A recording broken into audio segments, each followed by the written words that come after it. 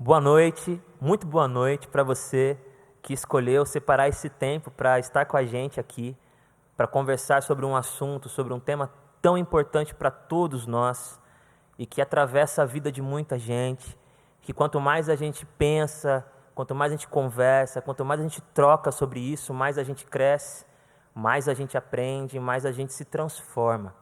Ibabe Jovem, seja muito bem-vindo. Ibabe Jovem, esse é um espaço preparado para tocar seu coração, sua mente, seu entendimento, e Deus quer fazer isso através de pessoas. Então hoje, para esse diálogos muito especial, eu convidei com o aval do Saldiba. Saldiba, aparece aí nos comentários em algum lugar e fala que você está comigo nessa, que você estava junto. Com o aval do Saldiba, convidei duas pessoas que com certeza vão nos abençoar demais, vão trazer muita riqueza para o nosso coração, não apenas explicando conceitos, mas compartilhando da própria vida. Então está com a gente hoje aqui o Malua, meu brother, está aqui também a Marcena. E para esse começo de conversa, eu queria pedir para a Marcena, com as suas palavras, falar um pouquinho sobre ela, se apresentar para o pessoal que está assistindo. Eu sei que a grande maioria já conhece, mas eu acho que é importante. E depois o Malua vai fazer a mesma coisa, então fica à vontade. Joia. Primeiro eu quero agradecer o convite, é uma honra poder estar aqui com vocês, viu? De verdade, participar disso alegrou demais o meu coração. Bom, eu sou a Marcena, eu tenho 29 anos, eu sou casada com o Pedro Frois, estou aqui na Ibabe, eu sou cantora e também recentemente iniciei a minha carreira como atriz de musical. Então eu estou aí aprendendo dia após dia, e hoje eu estou tendo aqui a oportunidade de estar com esses amigos queridos que abençoam muito a minha vida para esse papo. Uau! Pegou as qualificações? Tá bom. Malu? Depois da Marcena falar, agora eu fico escolhendo palavras. Bem, eu sou José Malua, eu sou de Angola, mas moro aqui em São Paulo, Brasil, já há 7 anos. Eu sou casado também com a Virgínia, eu sou da Ibabe, trabalho aqui na Ibabe, e para mim é muito rico poder dividir a mesa com vocês, e eu queria externar minha gratidão ao Saldiba, a você e a Marcena também, né, por nos honrar e poder estarmos aqui para a gente dividir, então, esse assunto, que para mim não é um assunto, eu acho que é uma situação, porque é uma vivência, eu acho que é isso que a gente quer partilhar um pouco, dessa nossa experiência. Então, me sinto muito honrado e é nós, estamos juntos. Terminar com "é nós, estamos juntos" foi assim um jeito de ser gentil comigo, porque o Malu é todo rebuscado e tal, então ele quer fazer de um jeito que eu fique mais à vontade. Valeu, Malu.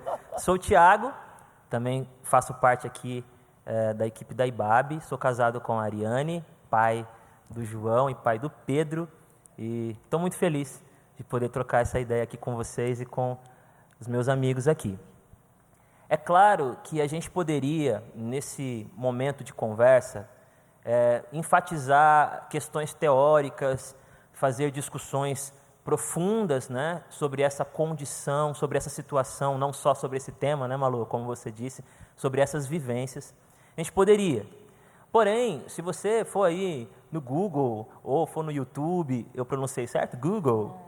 Ou no YouTube, existe farto material discutindo, elucidando, né, trazendo para a mesa uma conversa profunda sobre consciência negra, sobre a importância da gente conversar sobre essa identidade, conversar sobre os efeitos que a escravização nos legou para nós negros e para aqueles que convivem e vivem nesse mesmo ambiente com a gente. Quais são os efeitos na economia, na política, tudo isso é muito importante, mas já existe, de fato, um farto material que depois, se você quiser, você pode entrar em contato com a gente e a gente pode oferecer para você diversos links que a gente não só endossa, mas que a gente assim indica com muito carinho. Mas hoje, a nossa principal intenção é fazer uma conversa que parte do íntimo para o público, né? Eu gosto muito de uma citação que atribuem a Shakespeare, mas eu nunca fui procurar saber se é verdade, mas que ele diz que as coisas mais pessoais se tornam também as mais universais. Quando eu falo algo que é propriamente do ser humano, do âmago da nossa essência, é algo que passa pela vida e pela história de todos os outros, porque é da nossa natureza, é da nossa realidade, da nossa essência, da nossa alma. Então, enquanto a gente conversa aqui, é na intenção de que você se identifique ou que você perceba nuances na sua própria história também. De alguma maneira, tanto eu quanto o Malua quanto a Marcena, começamos e iniciamos o nosso caminho de consciência negra em algum ponto específico. Houve algum gatilho, houve alguma situação. Então eu queria perguntar para o Malua, meu brother, quando foi que você passou a se enxergar como negro? Você consegue situar isso no tempo e no espaço? E de que maneira esse start vem sendo trabalhado pelo seu coração? Você me pegou, hein? Mas, bem, eu como cresci, vivi boa parte da minha vida em Angola, e Angola é um país que também foi vítima da colonização portuguesa, no caso. Entender um pouco o meu contexto onde eu nasci talvez me ajudaria um pouco a entender como eu me descobri negro, né? E a forma como a colonização portuguesa se deu no meu país, ela foi bem estratificada. Você tinha na pirâmide, no alto da pirâmide, quem era o humano, gente, o modelo a ser seguido, era o branco português. Depois, debaixo da pirâmide do branco português, você estava lá o filho do branco que nasceu com uma mulher negra, mas na grande maioria era fruto de estupro. Mas essas pessoas, eles tinham acesso, tinham um certo poder, tinham acesso a emprego, a trabalho, tinham facilidade. Mas, na terceira categoria, abaixo dessa segunda categoria, você estava o negro assimilado. Porque criou-se uma cultura de que ser humano, ser gente, é ser parecido, é ser igual ao português, ao branco. Então, como o negro não tem condição de mudar a sua pele, ele tem condição de mudar a sua cultura para se parecer igual, do jeito do branco. Então, na terceira categoria, você estava o preto ou o branco, ou o negro assimilado. Eram as pessoas que falaram assim: eu nego a minha identidade, eu nego a minha raça, a minha cor, porque eu quero ter privilégio, eu quero ter acesso. Então, essas pessoas foram consideradas de assimilado. E no finalzinho da pirâmide, você estava na base. Você estava o negro, o indígena, que não assimilou a cultura ocidental, muito por falta de condições e alguns por uma questão mesmo de rejeição. E isso estruturou a nossa sociedade. Eu cresci num ambiente como esse, e que meu sonho enquanto criança era ser negro, era ser branco. O meu sonho enquanto criança era se parecer igual àquela criança branca que parecia na televisão. Eu cresci numa cultura que os brinquedos que chegavam para a gente, para minhas irmãs, era Barbie. Não tinha nenhuma boneca negra. Todos os brinquedos que chegavam eram Super-Homem, Homem-Aranha. Não tinha nenhum. Então, embora eu não tinha consciência disso, mas eu me anulava. Eu sabia que eu não sou gente, por causa da minha cor. E o único jeito de eu ser gente é eu me parecer com o ocidental, com o branco.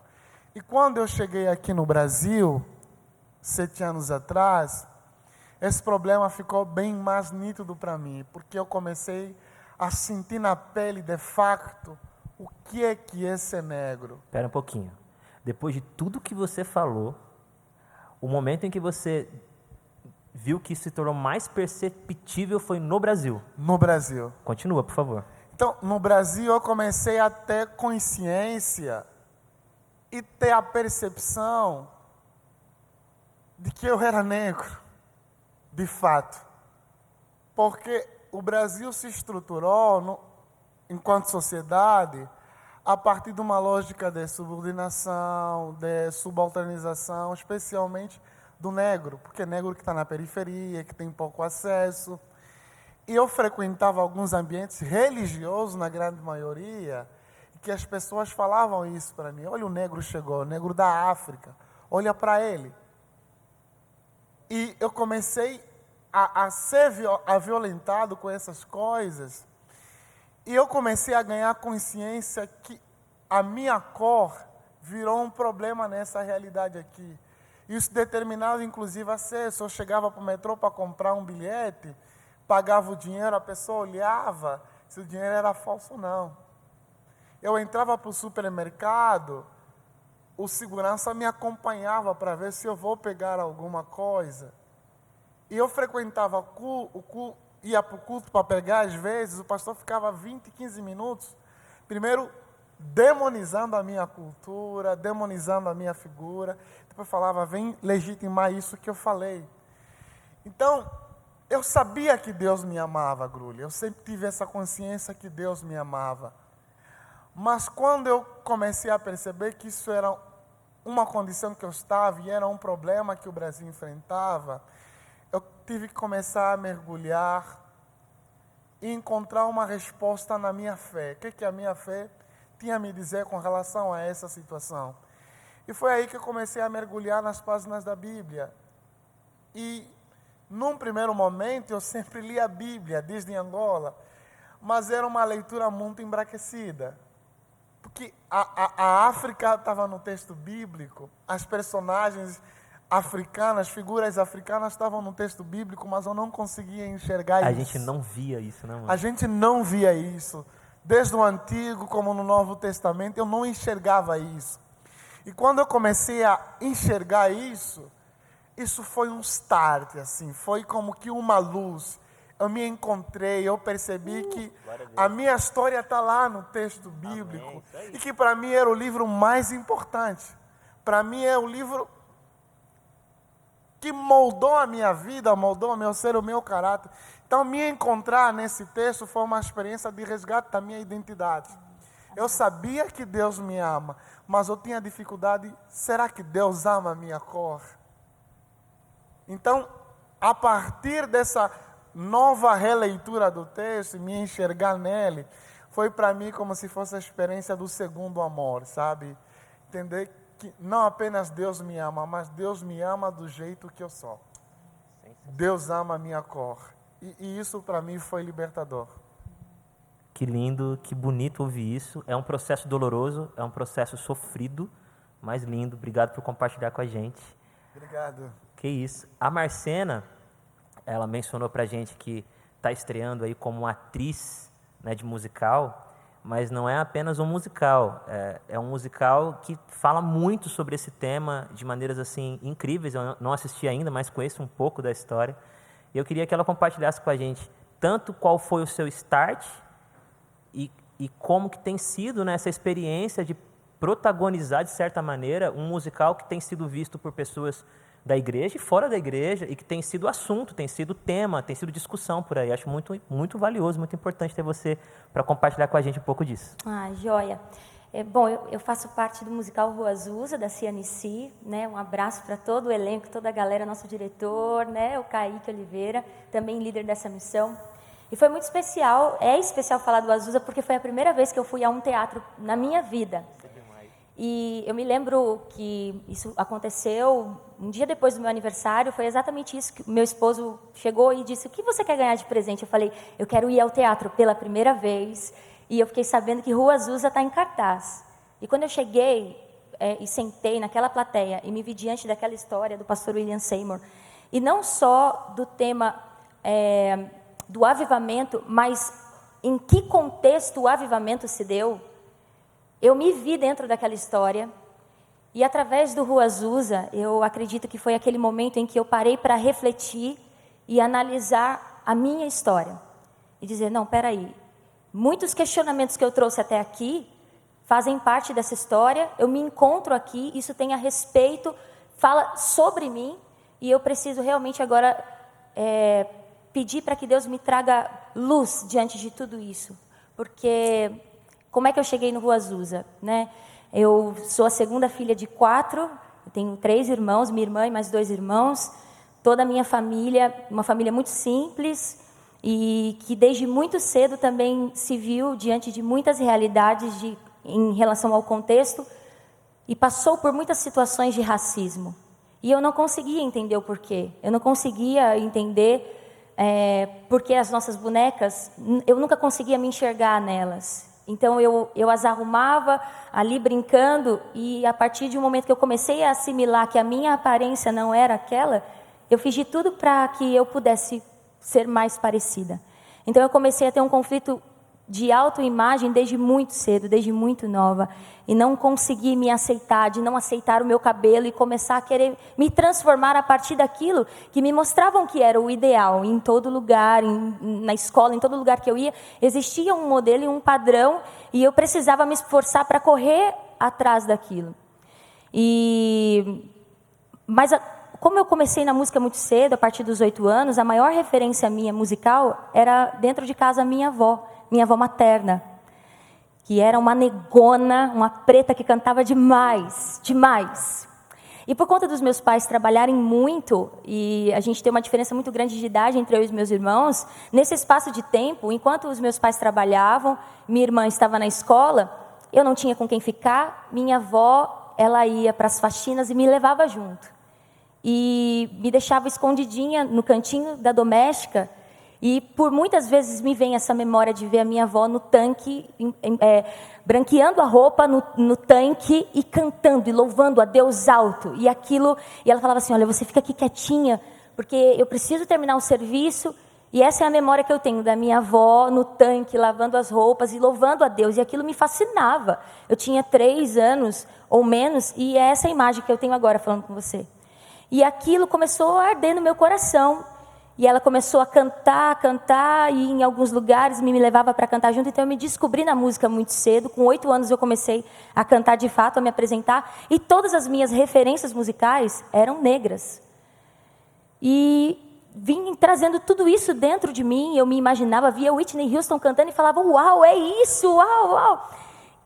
Mas quando eu cheguei no Rua Azusa, naquele momento do musical, todos os questionamentos que eu trouxe da infância, da adolescência, da juventude, vieram à tona. Mas como assim? Como assim? Eu nunca quis falar sobre esse assunto, sobre expor o quanto me doía todas aquelas situações. E aí quando eu me vi diante do Rua Azusa, e trazendo um tema desse, do avivamento, em que não é só o fato de ser cheio, mas ser cheio para transbordar e mudar a realidade social, isso me fez chegar diante de Deus e pedir a Ele, Senhor, então, por favor, me ajuda, eu preciso ter o meu olhar renovado sobre mim mesmo. Antes que eu veja as pessoas diferentes, eu preciso que o Senhor me renove o meu olhar. E pela graça de Deus, Deus iluminou os meus olhos para enxergar exatamente isso que você compartilhou. Eu sou amada por Deus. Amém. Todos os meus traços, toda a minha história, tudo que eu trago em mim e sobre mim, glorificam quem Ele é. Não há o porquê me envergonhar disso, não tenho porquê me envergonhar ou aceitar sugestões a respeito disso, de que seja inferior a algum tipo de padrão. Pelo contrário, é o que o Rua Azusa mais fala, nele nós somos um. Todas as barreiras de racismo, elas caem por terra, quando de fato entendemos quem somos nele e quem ele nos chamou para ser filhos. Na mesa há lugar para todos, e foi essa realidade que abriu diante de mim, dos meus olhos. E aí eu me lembro que eu falei assim, para terminar, eu me lembro que eu sentei assim na plateia e eu falei assim, meu Deus, como eu gostaria de fazer parte disso. E hoje eu me vejo impactada por essa história e podendo levar a outras pessoas, a outros corações, o quanto o amor de Deus é transformador. A graça de Deus nos faz olhar para nós mesmos, ressignificando as nossas dores, ressignifica tudo, muda tudo. E a gente consegue entender que em Deus, realmente, nós somos um. Amém. Eu estou aqui, gente. Espero que a expressão não escandalize ninguém aí, mas culto de negão é assim. A gente está aqui, a gente tá aqui se segurando para não dar uns glória e como foi meu start? Eu ainda muito novo, eu não me lembro a idade exata, mas me fizeram um convite para participar de uma roda de conversa parecida com essa, onde nós seríamos assim introduzidos num tema de um livro, a religião mais negra do Brasil, acho que era isso. Marco Davi, né? Marco Davi, esse mesmo.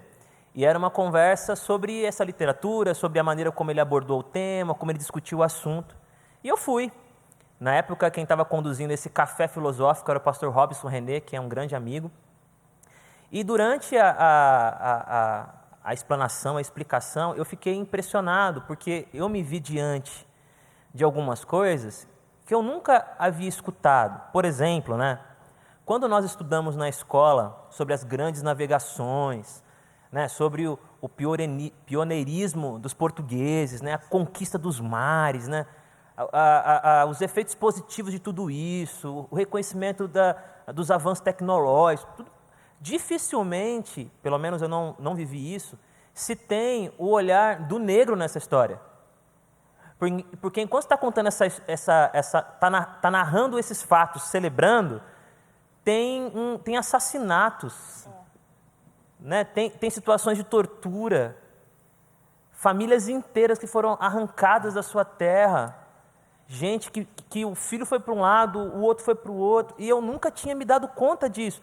Eu nunca tinha me dado conta de que eu ainda, isso não é se vitimizar, eu ainda sofro consequências desse processo colonial e dessa escravidão que no Brasil, se eu não me engano, durou quase 400 anos, é isso? Então ali, naquela conversa, eu primeiro fiquei impressionado vendo o quanto eu não olhei a história a partir dos meus ancestrais, dos meus antepassados. Como que eu imaginava que a minha história começava nos portugueses. Foram eles que me ajudaram, foram eles que trouxeram a gente para a vida, foram eles que nos deram possibilidades. Quando, na verdade, eles... e aí o processo histórico é muito polêmico, abre-se muitas discussões, mas o que eu quero dizer foi que foi impactante. Na sequência, ele falou que quando houve a Lei Áurea, quando houve, né, a alforria, a libertação dos escravos no Brasil, de que não existiram políticas públicas que fizessem com que eles fossem inseridos na sociedade. Né? E que eles se viram, ok, livres, mas sem casa, sem trabalho, porque os donos de escravos ficaram tão revoltados, porque eles não liberaram escravos felizes, né? Que eles preferiram contratar mão de obra de italianos que chegavam, de franceses, holandeses, do que dos negros que estavam aqui já. Então, eles se viram sem moradia, sem trabalho, eles começaram a migrar para os extremos. Foram para os morros, foram para os extremos, para perto dos rios. Quando ele disse isso, eu estou me segurando para não chorar, porque quando eu lembro disso, eu comecei a lembrar de mim andando perto de casa e a casa dos meus amigos, tudo na beira do rio. E eu comecei a me lembrar que eu tinha que atravessar a cidade para chegar nos lugares que eram importantes para qualquer ser humano. Porque, e para mim era natural, eu moro longe, mas aí eu parei para pensar, a grande maioria que está aqui é negra, assim, nos foi, privaram a gente de uma série de espaços, e isso tem uma explicação histórica, não é uma coisa que aconteceu do nada.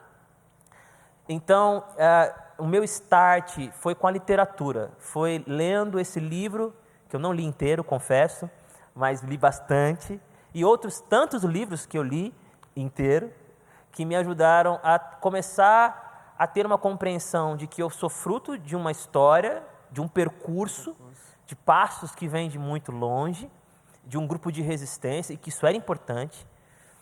E para passar para o Malu, que ele está ali olhando a colinha dele, tem alguma coisa para falar que está na ponta da língua, eu estou sentindo que ele quer falar alguma coisa, então eu já vou mandar para ele. Estou aqui até caindo lá.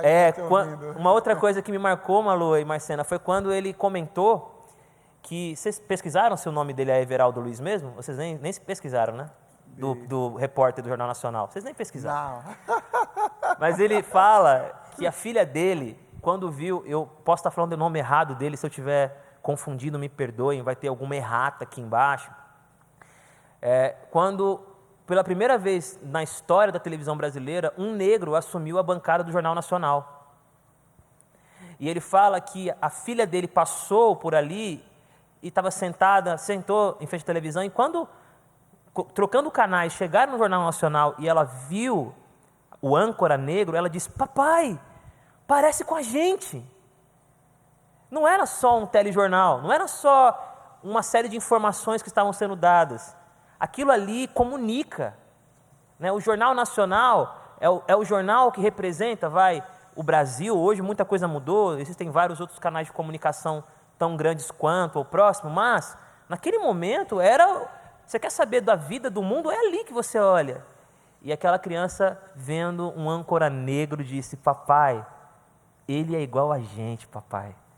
Então, essas coisas me marcaram, me fizeram aceitar algumas coisas em mim, me fizeram estudar outras coisas e tentar ajudar gente como eu, que tinha uma série de coisas no coração que não tinha nome, uma série de dores que não tinha rosto, que não se explicava, mas que ouvindo aquele homem ali, é isso que eu sinto, isso que você está falando, é o que está em mim. A gente vai se identificando. A gente consegue nomear. É bem louco assim você falando, Grulha, porque eu me lembrei de um teólogo que é o Miroslav Volf, acho que é isso. Acho que é no texto dele, Exclusão e Abraço, falando dessa questão negra e pensando o Brasil, e a experiência que você vivenciou. O Wolff fala que existem pelo menos 4 formas de nós excluirmos, acabarmos com um determinado grupo. E pensando na nossa experiência negra, o Wolff fala que a primeira forma é você eliminar esse grupo. E eliminar literalmente. E eu acho que o Brasil viveu um pouco disso, da eliminação da população negra, uma tentativa de eliminação. A segunda coisa que o Wolff fala, deixa eu olhar na minha capa, é segregar. É que você coloca essa população num determinado limite, fala: aqui é o seu lugar, você não pode sair daqui. Então, quando você fala que você se via, né,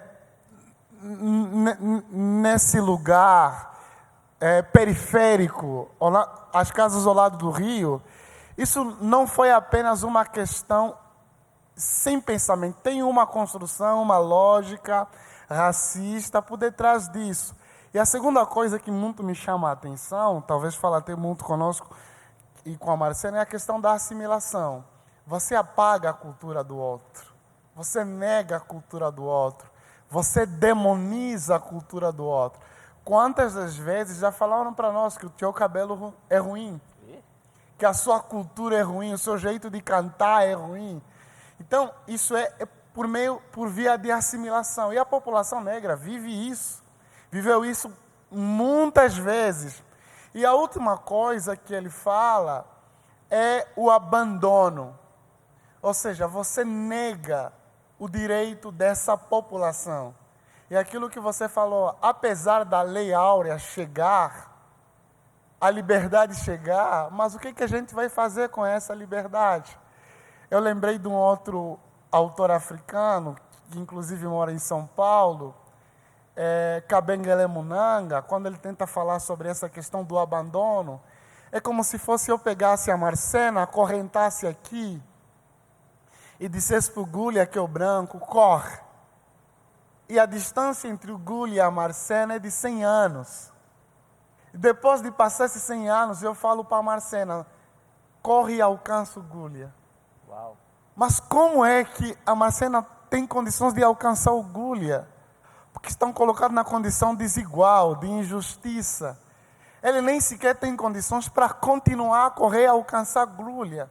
E é daí que às vezes a gente conversa que o racismo não é apenas um problema individual, né? O racismo é um problema estrutural, é um problema estruturante. A nossa sociedade se construiu a partir dessa lógica. Então, eu me vi muito, quando você conversou, me vi muito nessa fala do Wolff. Acho que é isso que eu queria falar. Maravilhoso. Obrigado por compartilhar isso. Muito bom. Marcena?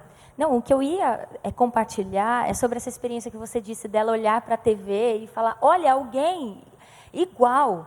Eu tive uma experiência no musical, além do musical Rua Azul, eu pude participar do musical Radassa. Rapidinho, desculpa te interromper. Sim. Incrível. Não sei se vai voltar algum dia ao cartaz, mas eu assisti. Estamos torcendo.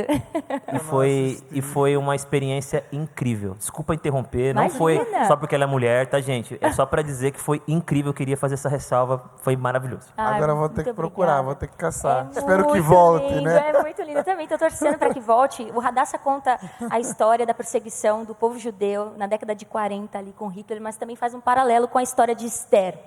Legal. E eu pude interpretar o papel da rainha Esther.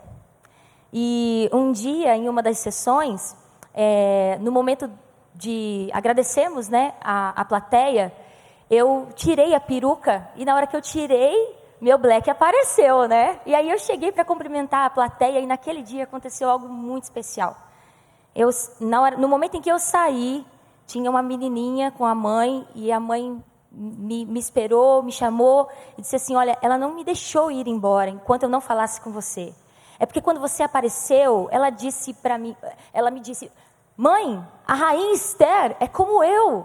A rainha Esther se parece comigo. E aquilo abriu os meus olhos, o quanto é importante a gente se enxergar em papéis, o quanto é importante nós nos vermos, porque isso fortalece, além de que nos mostra que nós podemos chegar aonde quisermos, concluir nossos sonhos, ir em busca deles. Isso foi muito especial porque partiu de uma criança. Então, me marcou demais essa experiência. Eu espero também que volte o Radassa. Não, sensacional. E esse tema que a Marcena trouxe de volta, enfatizou, tem a ver com representatividade. Isso é um foco recorrente nos teóricos, nas discussões em relação ao racismo, em relação... É por isso que vale a pena você que tem uma certa resistência, e eu respeito, né, todo mundo tem seu processo, de tentar olhar com um pouco mais de cuidado sobre as ações afirmativas, o que significa isso, o que significa inserir o negro em alguns espaços de uma maneira, como posso dizer assim, que cause justiça. Tem alguns lugares que, se não houver uma política específica que faça essa intermediação, de maneira natural, vai ser muito mais difícil ele chegar, por causa dessa condição que o Malu explicou tão incrivelmente, citando esse autor africano que mora em São Paulo. Como é que você prende alguém, espera 100 anos, e nesses 100 anos tem muitos brancos que estão correndo, e você está... Aí passa 100 anos, agora vai lá, alcança essa pessoa. Então, assim, a representatividade é muito importante. Eu tenho 39 anos. E eu já fui em muitas igrejas tradicionais, né? Batistas, presbiterianas, metodistas, várias igrejas. Não porque eu sou muito conhecido, mas no pouco que eu sou, eu já tive esse privilégio. E sempre fui muito abençoado. Mas eu posso contar no dedo quantos pastores negros eu encontrei nessas caminhadas nas igrejas tradicionais. No dedo. Muito poucos. Ué, como que a gente pode no Brasil, que tem uma população negra enorme, que tem um grupo que se identifica como protestante evangélico enorme, um número tão pequeno de líderes religiosos negros?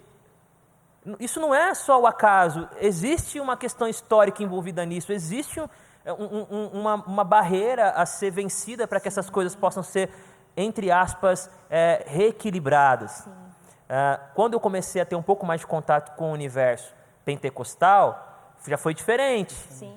Porque é o que o Marco Davi vai falar no livro dele, A Religião Mais Negra do Brasil. Como que os pentecostais conseguiram acolher, dar voz e espaço para esse grupo, para essas pessoas que são tão invisibilizadas em outros lugares. Queria, mais uma vez... Grulha, só queria até te ouvindo... Vontade. Porque quando você tenta trazer essa narrativa... A galera, o pessoal fala muito, né? Às vezes que racismo é mimimi, mimimi, racismo é mimimi. E assim, para mim, quando eu ouço um discurso como esse, pelo menos eu enxergo de 3 formas, sabe? A primeira é que quando alguém diz que racismo é mimimi, é uma questão de ignorância mesmo.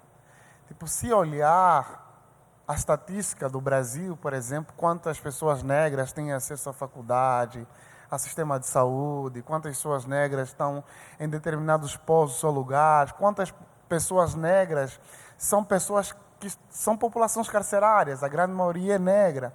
Então, quando alguém tenta trazer esse discurso de que é mimimi, eu acho que primeiramente é uma questão mesmo de ignorância. E a segunda, eu acho que é uma questão de empatia, sabe? Da dor. Tipo, quando você fala que não existe racismo, isso é um mimimi, você não sabe a dor que nos atravessa. Você não sabe a luta, o quanto isso afeta a nossa subjetividade. Então, eu acho que é muita falta de empatia. E a segunda coisa para muitos isso falam que é mimimi, porque tem dificuldade, porque eles estão num lugar de privilégio, de poder. Então, acho que abrir espaço para isso seria eles abrirem a mão do seu privilégio. Então, é melhor eu falar que é mimimi, porque eu não quero perder privilégio. Porque quando a gente fala de justiça, vai nesse caminho. Então, te ouvindo falar, me veio muito essa questão, né? Que a galera fala que racismo é mimimi. Fica à vontade, Malua, para me interromper, porque você é o nosso professor aqui. Que nada! Você é o didático, 3 pontos, 4 pontos. Então, vem com a gente. Bem sermão presbiteriano, 3 pontos, né? E aqui eu vou aproveitar a fala do Malua para dizer assim, eu tenho muito carinho, muito afeto por todos os lugares por onde eu passei, e eu entendo que, como o Malua mencionou agora, existem razões diferentes para que a gente tenha dificuldade de reconhecer a discriminação racial, a injúria racial, outros preconceitos. Existem diversas razões diferentes, tá? Mas não dá para negar, desculpa dizer, mas não dá para negar de que isso é um fato dado, de que isso faz parte do tecido social e que a gente sofre com isso. Eu vou pedir para a Marcena comentar, se ela quiser, algumas situações específicas de racismo para que vocês, se ela quiser abrir um pouco, porque eu tive o privilégio de conversar com eles antes. Então, vou passar para ela, mas eu quero compartilhar pelo menos um só. Estava num transporte, um táxi, tranquilo, de boa. Mas quando o motorista me pegou, ele já ficou me olhando meio estranho. Eu tinha muita dificuldade de conseguir pegar táxi. Os taxistas não queriam me levar. Por diversas vezes, eles não me levavam. Diziam que não podiam, ou simplesmente estou ocupado, vou demorar. Então, eu tinha dificuldade de conseguir acessar esse transporte. Já era uma dificuldade. Mas nesse dia, o taxista me levou. Meu brother, enquanto eu estava andando, ele simplesmente olhou para mim e disse: "Você vai me assaltar?" Aí E eu me lembro que eu fiquei tão assustado que a minha resposta, meu Deus, eu falei assim: "Não, eu sou crente." Eu era novo, na minha ingenuidade, assim, eu quis dizer assim: "Não, eu quero te abençoar, eu sou o oposto daquele que quer roubar, daquele que quer tirar de você, eu quero oferecer eu sou crente." Essa é a minha perspectiva de crente na época, né? Então, foi muito constrangedor, porque aí eu comecei a conversar com ele e ele percebeu que não fazia sentido a sua questão, se sentiu muito envergonhado, mas isso ficou uma marca, né? Ficou uma situação assim que me deu medo. Eu comecei a ter medo de pegar táxi. Então, isso me fez fazer amizades com os taxistas e sempre dar caixinha. Eu não fazia isso simplesmente porque eu queria ser uma pessoa generosa. Era um jeito de eu criar alianças para não passar vergonha. Eu me lembro que eu chegava no ponto de táxi, se tivesse um taxista que eu não conhecia, eu não pegava, eu esperava chegar alguém que eu conhecia. E quando eu conhecia, eu falava alto: "Ô, brother", para que os outros taxistas marcassem o meu rosto e entendessem que eu era um negro legal. O negro, a negra, ele tem que criar uma série de posturas, de estratégias para evitar constrangimentos, por diversas vezes. Marcena? Eu já passei uma situação, como eu compartilhei com vocês, de entrar na loja, uma vez não, várias vezes, e dos seguranças me seguirem para me ver, me acompanhar, né, entre um corredor e outro, e numa delas, eu fiz exatamente isso que você falou, eu pensei, vou usar de uma estratégia, vou pegar o produto e ver distante, porque não há nada em mim que seja suspeito, o porquê que isso está acontecendo. Mas, insistentemente, isso voltou a ocorrer. Então, mesmo que eu mudasse de corredor, demonstrasse que eu não estava ali fazendo nada de errado, ficou essa observação, né? Vamos observar o que ela está fazendo. Ontem, eu tive uma conversa com os meus pais e meus irmãos. Eu estive lá na casa dos meus pais com meu esposo, e foi a primeira vez que eu sentei com eles e falei: "E aí, vocês já passaram alguma situação de racismo?" Porque até então, um comentava com o outro entre os irmãos, mas em família ali todos.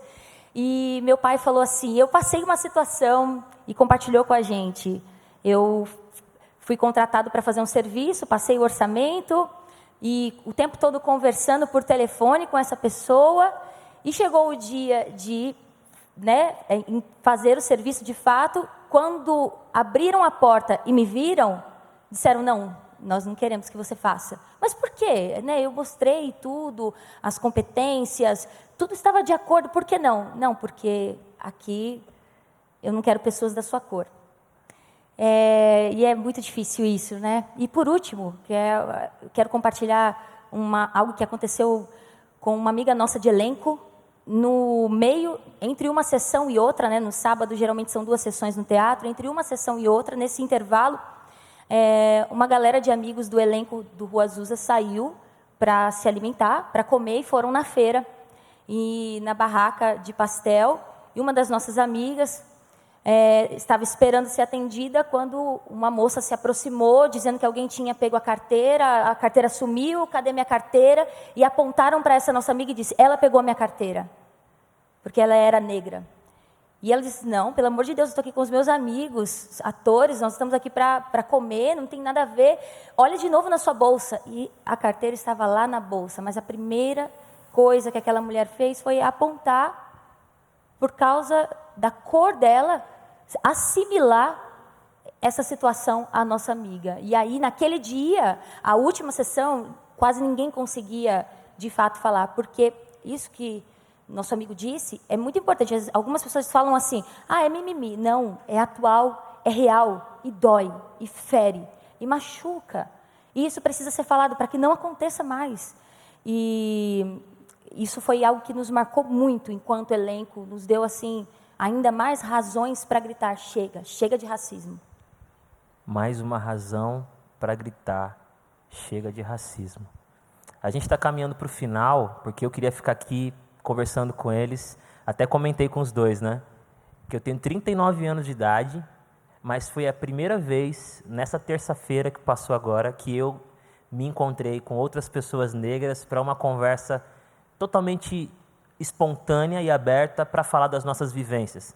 Eu já discuti o tema do racismo, eu já participei de ambientes de conversa na igreja, eu já falei sobre livros, eu já tive contato com outros negros e outras negras que alguns se identificam como pretos e pretas, aí varia, para falar sobre literatura, mas assim, uma conversa aberta, vamos falar um pouco um do outro, foi a primeira vez em 39 anos de idade, mas foi muito especial para mim. Mas caminhando para o final, uma Lua compartilhou com a gente algo sobre um texto bíblico, e ele falou assim, o passant. Falou, conversando com a gente e citou. Quando ele citou, eu parei assim, que eu não conseguia respirar, de tanto que aquilo me capturou. Simples, pontual, mas tão importante. Então, antes de eu fazer uma outra pergunta para os dois, eu queria que uma Lua, por favor, compartilhasse com a gente esse texto que foi importante na vida dele e que quando ele compartilhou com nós dois ali, tanto eu quanto a Marcena ficamos assim impressionados. Como que a gente nunca prestou atenção nesse detalhe, que não é um detalhe, é uma hermenêutica, uma exegese que muda muita coisa. Grulha, eu confesso que quando eu comecei a reler esse texto, mudou totalmente a minha vida e aquilo que eu disse, né? Eu sempre soube que Deus me ama. Mas o meu mergulho, a minha releitura do texto, a partir desse olhar, me fez ter uma segunda experiência do segundo amor com Deus. E é entender que Deus me ama não mais na particularidade, alguma parte de mim, mas Deus ama o meu ser, Deus ama a minha cor. E eu saquei isso ao reler Gênesis, especialmente Gênesis capítulo 1, 26, que é um texto muito conhecido. E que é um texto que foi escrito num contexto de libertação, porque Israel era uma nação escrava, eles eram escravos durante 100 e poucos anos, eles ficaram 400 anos no Egito, mas eles ficaram escravos 100 e poucos anos, e que quando eles são libertos, numa cultura ou num contexto, onde quem é imagem e semelhança de Deus é o poder, é o trono, é Faraó. E esse povo liberto, a ter experiência com Deus. E Moisés, ao escrever Gênesis, especialmente o capítulo 1, 26, quando ele fala que criou o Deus, o homem, a sua imagem e semelhança, isso é revolucionário, isso é transformador num contexto onde quem é imagem e semelhança de Deus é o poder. Quem é imagem e semelhança de Deus é Faraó. Dizer para o escravo que o escravo é imagem, carrega a imagem de Deus, isso foi libertador. E eu comecei a compreender isso, e eu entendi que meu problema era muito imagem. Eu percebi que não é o branco que é a imagem e semelhança de Deus. É a humanidade que é imagem e semelhança de Deus. E que qualquer tentativa do branco querer transformar o negro à sua imagem, ao seu jeito, isso é diabólico, isso é satânico. E que o espírito de denúncia é a gente voltar à relegênese. Dizer assim, você não é a única parte em Deus, ou você não é a única pessoa que transporta essa imagem. Eu transporto. E viver o evangelho de forma justa é olhar para o grulha e dizer assim, que parte do grulha é a imagem de Deus que me leva a celebrar? E que parte do Malu é a imagem de Deus que me leva a celebrar? Então, esse texto para mim foi libertador, eu desisti de procurar a imagem no branco, que é para mim me assemelhar, porque é um ideal que você nunca vai alcançar e que te agride, fere com a sua identidade, e passar a olhar para esse texto que libertou a minha vida. Então, nós somos imagem e semelhança de Deus. Amém. Como foi especial ouvir isso de você, tanto na terça quanto hoje. Como foi especial imaginar essa cena de crianças vivendo a experiência da escravidão, mães, pais, famílias, clãs inteiros, ouvindo todo o tempo que eles são inferiores, que eles devem algo ao povo que é superior, que eles foram feitos para trabalhar naquelas funções específicas e que eles devem respeito aos deuses e que esses deuses estão se relacionando com quem tem poder, autoridade lá. Aí vem essa narrativa e diz assim, vocês, crianças, pais, mães, escravos, carregando essa pedra, suportando esse peso, vocês escravizados, vocês são a imagem de Deus, semelhança de Deus. Isso é impressionantemente especial. Para caminhar para o final, primeiro, muito obrigado. Muito, muito obrigado por vocês estarem aqui comigo. Eu estou muito feliz. Quero dizer para o IBAB Jovem, né, que para nós, pelo menos para mim, eu espero que para eles também, isso aqui já foi um marco. Para a minha vida já foi um marco. A Marcena dizer que ontem foi a primeira vez que ela senta com a família inteira para tocar nesse tema, nesse assunto, nessa vivência, já é muito impressionante, já é muito especial. Eu estou com vontade de fazer a mesma coisa, porque nós também nunca fizemos isso, a família inteira sentar para falar sobre esse assunto, nunca aconteceu. E talvez seja muito especial, seja importante, né? Então, muito obrigado, IBAB Jovem, obrigado a IBAB, obrigado por todos que estão aí assistindo e que vão, de alguma maneira, acolher essas nossas experiências. E eu queria terminar pedindo para vocês duas coisas.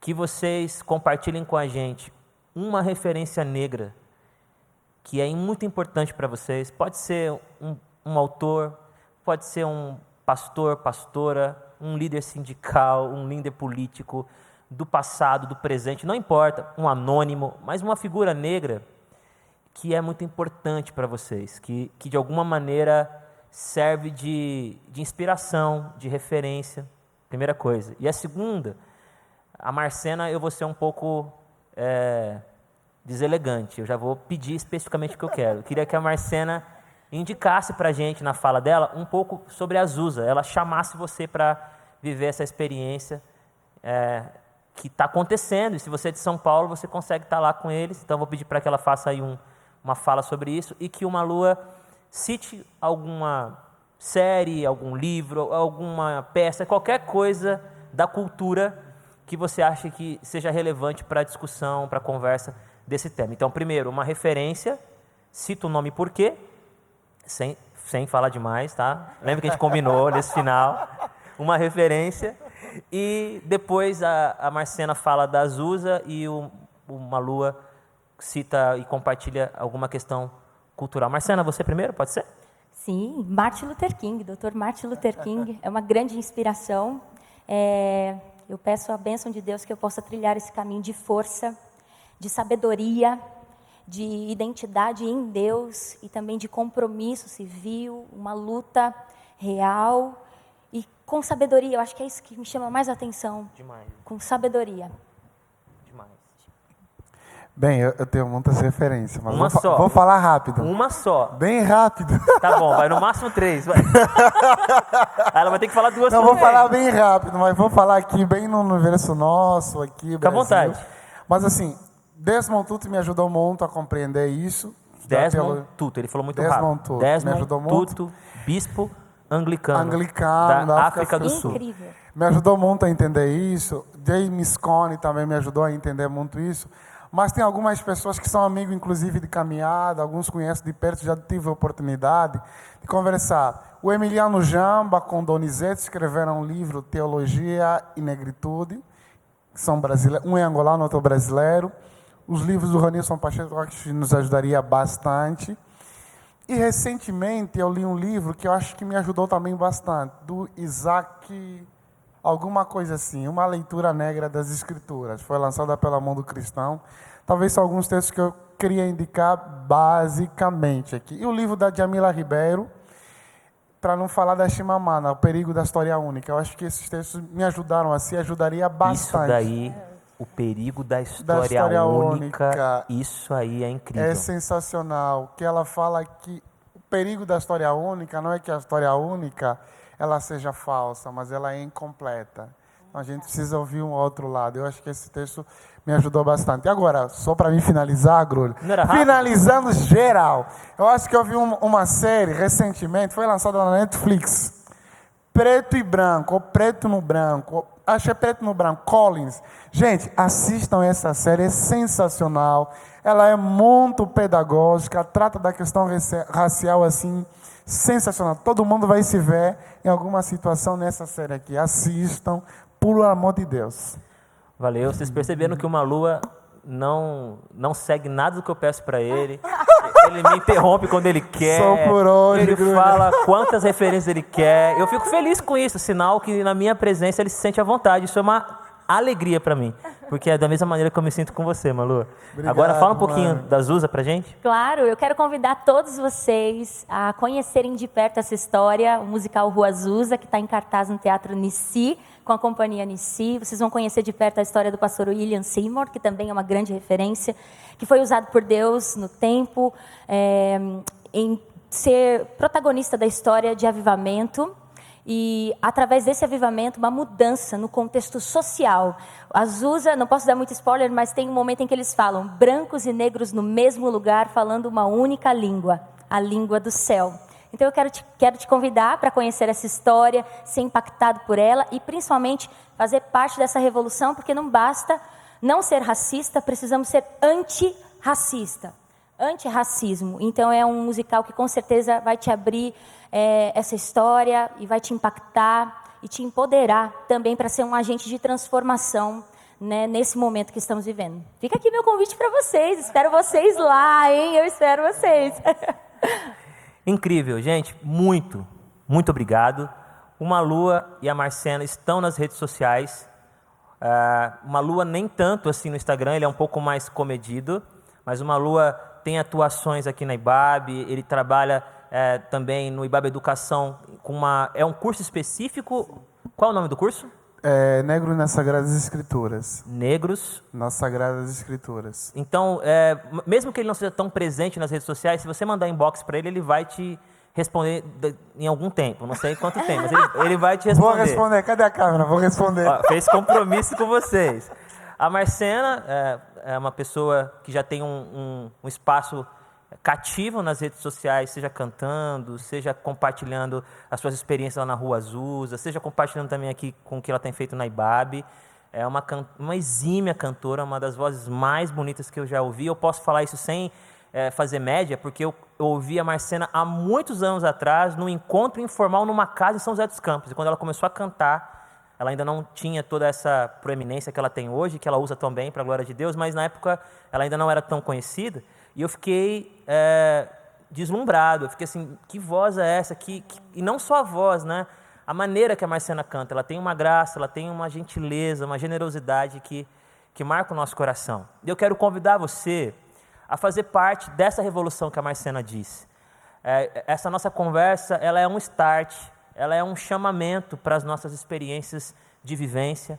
Aqui na IBAB já existe um grupo, já existe uma série de pessoas, né, Malua, que estão discutindo esse tema há muito tempo, conversando sobre isso, um fórum de consciência negra. Então, se você é da IBAB, você pode tentar conhecer, estar mais perto.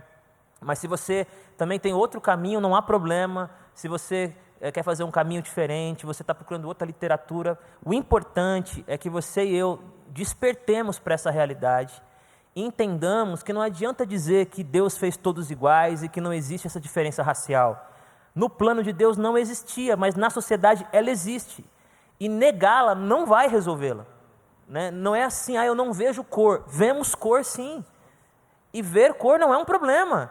Porque lá no Apocalipse, na visão de João, ele vê gente de toda tribo, raça, povo. É misturado, é multicolorido, é multicultural. Né?